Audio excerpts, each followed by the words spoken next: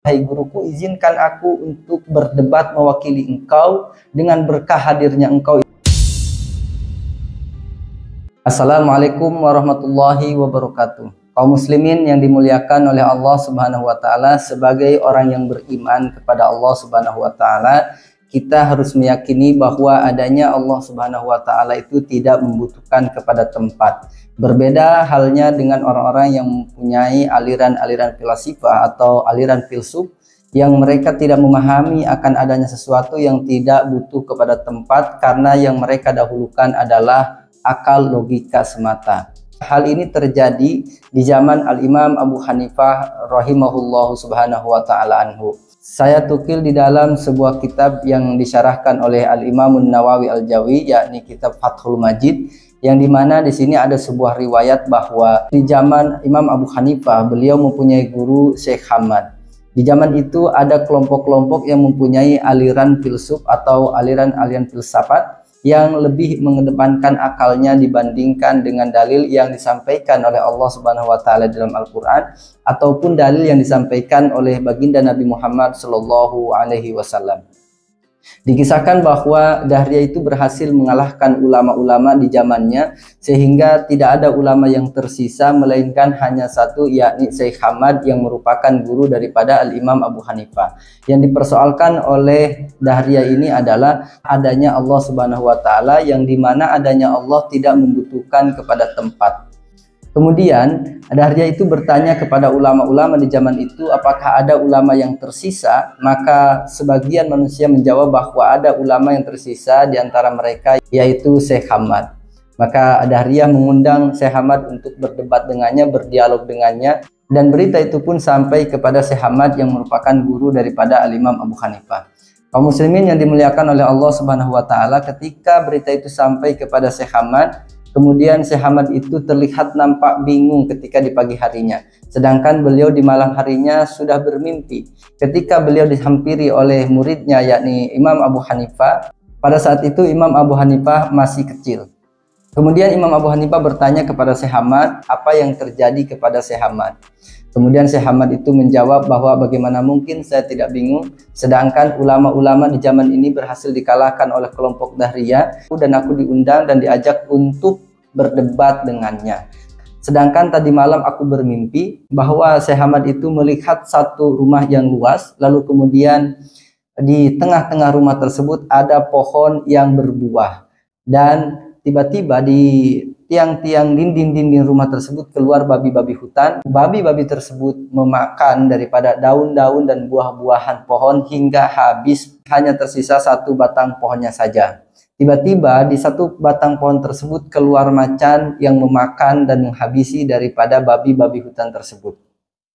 Dari sini Imam Abu Hanifah bertanya kepada Syekh Hamad, apakah engkau mengizinkan saya untuk mentakbir mimpi tersebut? Maka dengan senang hati Syekh Hamad memberikan jawaban kepada Imam Abu Hanifah, oh silahkan dijawab.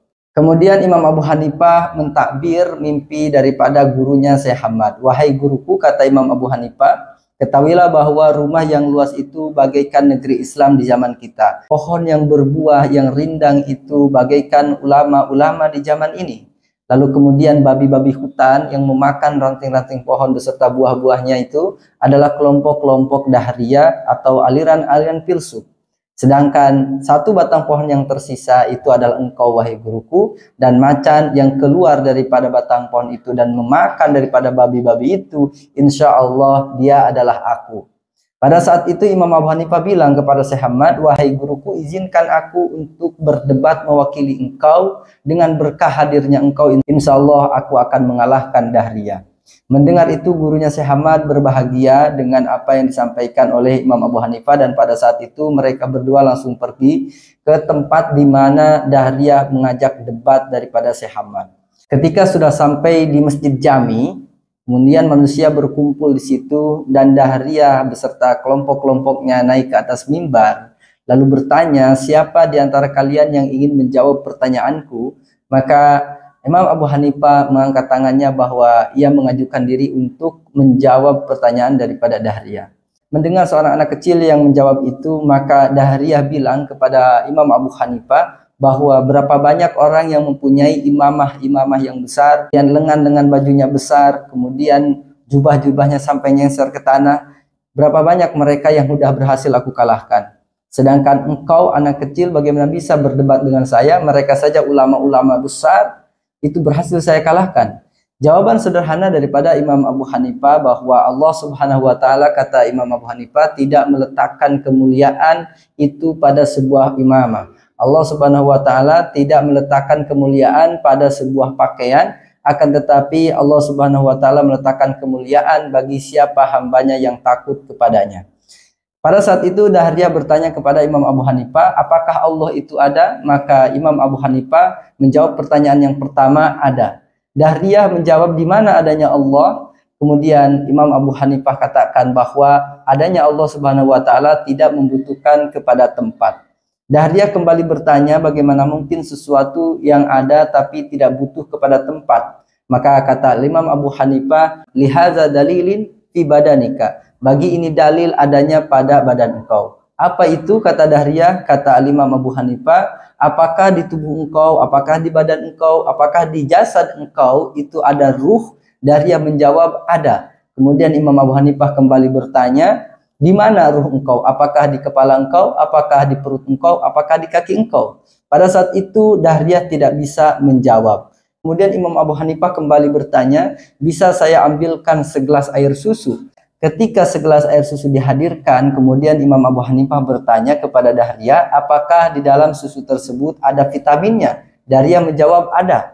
Lalu di mana vitaminnya tersebut? Apakah di atas, di tengah, atau di bawah? Dahriyah pun terdiam dan dia tidak bisa menjawab. Pada saat itu manusia pun bergembira menyambut ria tentang kepintaran dan kecerdasan daripada Al-Imam Abu Hanifah rahimahullah subhanahu wa ta'ala. Berlanjut ke pertanyaan kedua yang diajukan oleh Dahriyah. Kata Dahriyah, ada apa sebelum Allah dan ada apa setelah Allah? Kemudian Imam Abu Hanifah menjawab bahwa adanya Allah Subhanahu wa taala tidak didahului dengan tidak ada dan Allah tidak diakhiri dengan tidak ada. Adanya Allah Subhanahu wa taala tidak ada awalnya dan Allah Subhanahu wa taala tidak ada akhirnya. Kemudian Dahriyah menjawab, bagaimana mungkin sesuatu yang ada tapi tidak ada awalnya? Dan bagaimana mungkin sesuatu yang ada tapi tidak ada akhirnya? Kemudian kata Imam Abu Hanifah, lihaza dalilin fi badanika. Bagi ini dalil juga ada pada badan engkau. Apa itu? Kata Dahriyah. Kata Imam Abu Hanifah, ada apa sebelum jempol tangan dan ada apa setelah kelingking tangan?